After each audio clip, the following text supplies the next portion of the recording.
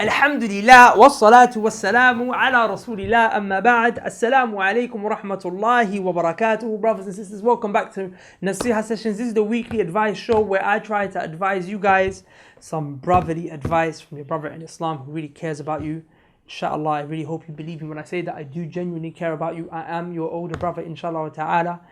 You can love me or hate me, but I love you for the sake of Allah, and I genuinely mean that. So I try my best to advise you, inshallah ta'ala, if it's within my ability to advise. You guys email me in on that stuff that you can't necessarily go to people, who might be, even from your closest of close ones, because it's stuff that's a bit maybe embarrassing or awkward or uncomfortable or really personal or deep that you can't really talk about. So you can email me anonymously, inshallah ta'ala, and I'll do my best to try and provide advice as best I can.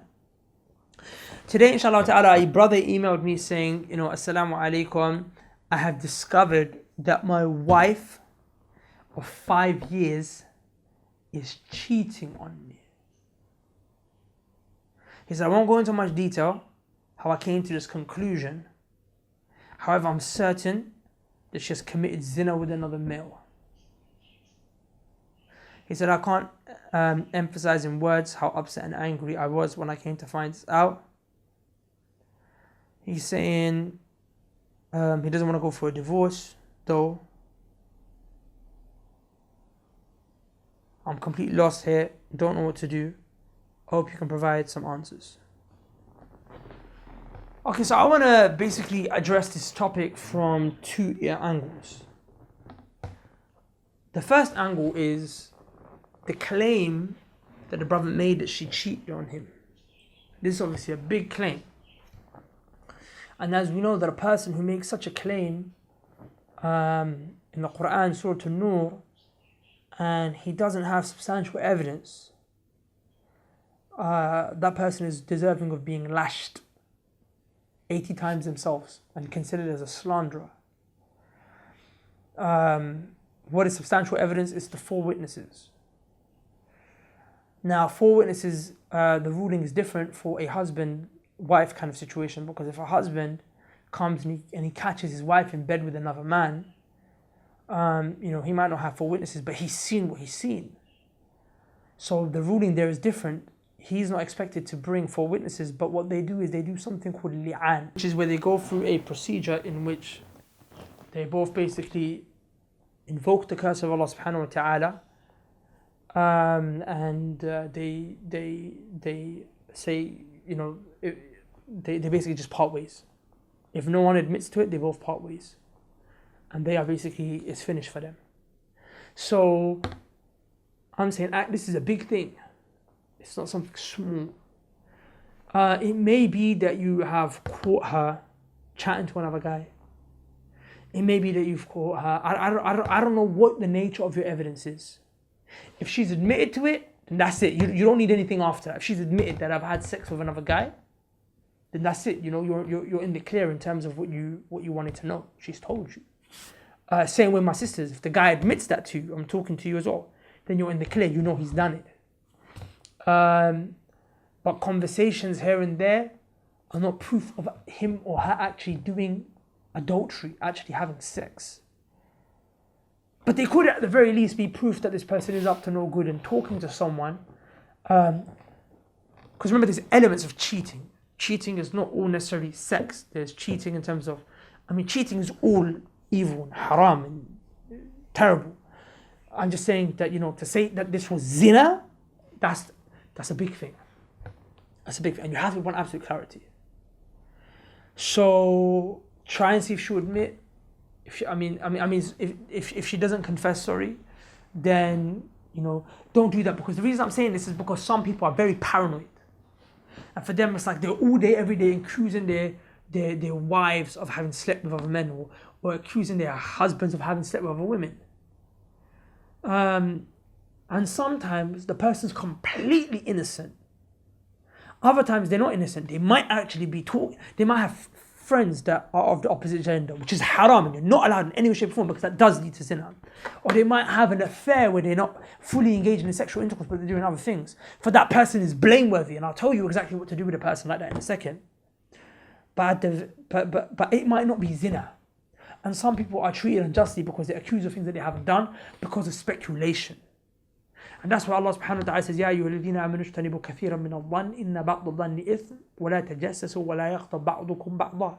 Oh, you who believe, stay away from negative assumption. Because if you assume something negative about your wife or your husband, then, it's going to lead to evil. And what evil will it lead to? Allah says, وَلَا تَجَسَّسُوا, don't spy, because that's what comes after you start having negative assumptions. You start spying. And then after that, يَغْتَبْ بَعْضُكُمْ بَعْضًا. لَا يَغْتَبْ بَعْضُكُمْ بَعْضًا. You start to backbite. You start to talk about each other, spread each other's secrets, and slander and lies. It becomes worse, and then problems occur, wallahi. And people get treated unjustly. But now on the flip side, if she has done this, or he has done this, they've confessed. Or maybe they haven't confessed to actually having done zina, but they've confessed to something lesser than zina, but still great, which is having an affair of some sort, or having been in some kind of, sometimes it could just be in an emotional affair. How dare they have an emotional affair with someone else? They're not allowed. They're married to you. They're married to you. I don't care if your husband or your wife doesn't treat you right.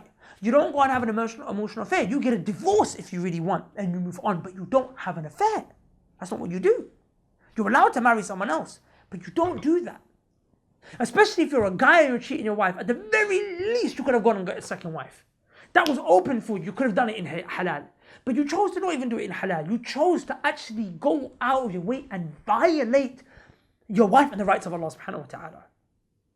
And I don't encourage people to get second wives in this day and age as it is anyway. But I'm saying in some situations, it's encouraged for a particular person's specific situation and scenario. And for that situation, he could have done it, but you chose not to do that. That person is really corrupted, wallahi. Really corrupted.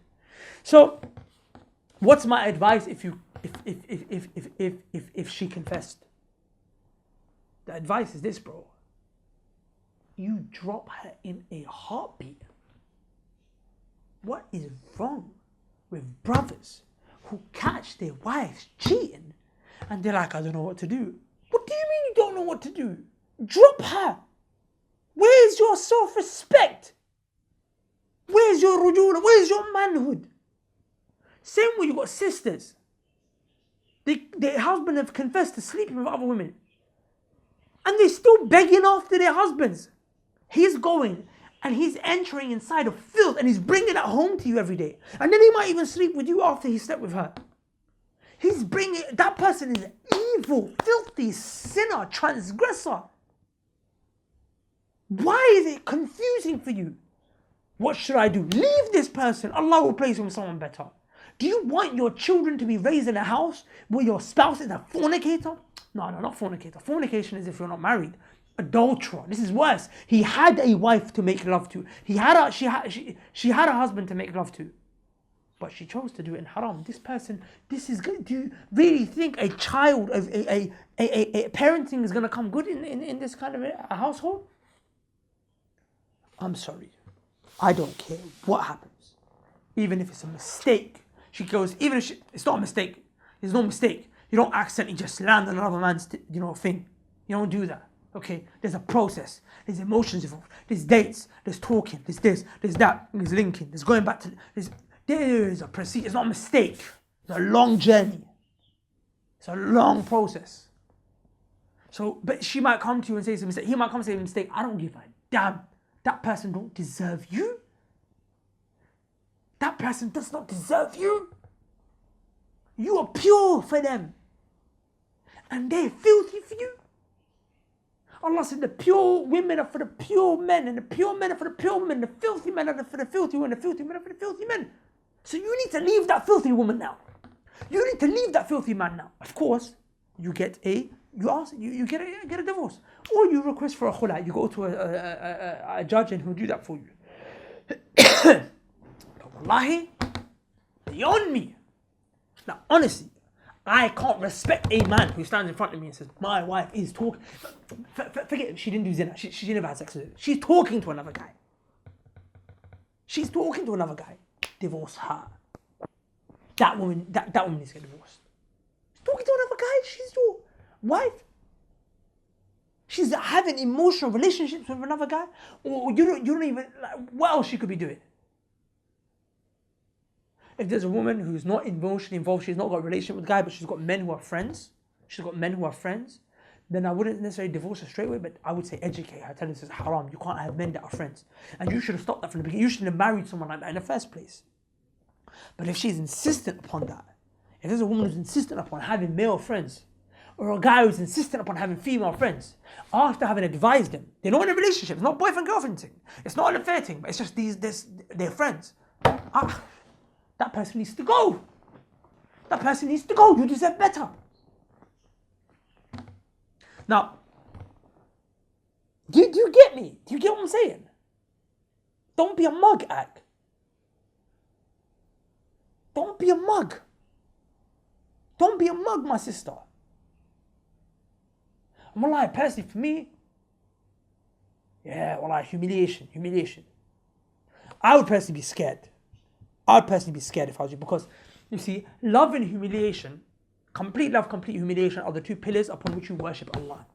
That when you make sajda to Him, you completely humiliate yourself before Him because you place the most honorable part of your body on the ground, but at the same time you completely love Him as well. People who are willing to remain in a relationship with someone that they love, despite having been humiliated on such a level, should be worried that they are doing shirk maybe. I'm not saying it is, but it could be the case. Because if you take complete love and complete humiliation and you take it away from your worship to Allah and you give it to a human being, where you happen to completely love or completely humiliate yourself in front of that person, then now you've done shirk and that person's your God now. I would be scared. Well, I'd ask myself, I'm willing for a woman to have opened her legs for another man, or to be talking to another man, and I'm married to 5 years, or a guy who's doing that, and I'm married to him for years, and he's going to another woman, and it's not a second wife, it's just cheating. I'm saying to you, and you're willing to accept that humiliation, I would ask you to ask yourself, have you ever humiliated yourself like that before Allah? The reality is probably no. That kind of humiliation you've never done for Allah, but you're humiliating yourself for a human being more, which means now that human being is becoming a God for you, or it's getting close to that, and you are becoming a slave to that human being. And when that happens, it gets worse. I'm telling you now, my sister, my brother, I'm sorry I've been a bit tough in this video, I know I have, because for me it's like there's no question. Leave the guy, leave the girl. Wallahi, there's plenty of fish in the sea. Wallahi, come to me. I'm putting myself out there. I'll try and find your spouse. How's that, inshallah? If someone cheated on you and you really are that scared, if you're really that scared, then you're not going to find someone else. I'll hope you find someone, inshallah ta'ala. I'll do my best. I can't promise. But I'm saying I'm here for you, if Allah allows me. But definitely, that's a relationship that needs to go. Now, I just do want to mention a disclaimer though. If there are kids involved, I'm with the default advice of like, this needs to end. But if there are kids involved, because some people's situations are specific, I would advise you to go to an Islamic imam, or, to seek advice. Just so they can fully look at your situation. Because when the kids are involved, you need to look at the full picture. I'm still most likely inclined towards, jump. But there might be some specific situations in which it would be good to not make it hasty, to not be rash, to just seek that advice for a second. If kids are involved. If you ain't got no kids, hello.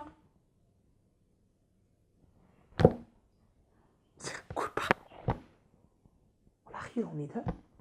My sister, you don't need her. Anyways, with that said, inshallah ta'ala, if you guys have any other issues for which you would like advice, email me at nasihasession@gmail.com. Share the video, like the video, inshallah ta'ala, with those that you think might benefit from it. And check out the Knowledge College, which is our online Islamic Studies Institute. Hopefully you guys will be able to benefit and learn and start seeking knowledge and studying your religion. From the link below. With that said, Assalamu alaikum wa rahmatullahi wa barakatuh. Peace. Hey guys, I really hope that you benefited from that video. Before you go, I want to ask you a really important question. Have you guys ever thought about studying Islam and seeking knowledge? If not, then I want you to reflect upon this hadith of the Prophet sallallahu alaihi wasallam. The Prophet said that seeking knowledge is obligatory upon every single Muslim. Of course, that doesn't mean you have to be a scholar, but you have to know the basics in order for you to be the best possible slave and worshipper of Allah that you can possibly be. So we decided to provide a solution for this. You see, many people want to study, but they don't have the means or the resources to do so. So we set up an online institute called the Knowledge College, where you can study Islam from the comfort of your own home. So if you want more information on the Knowledge College and you'd like to sign up, go to the link below, check out the website, and hopefully we'll see you on the other side. Assalamu alaikum.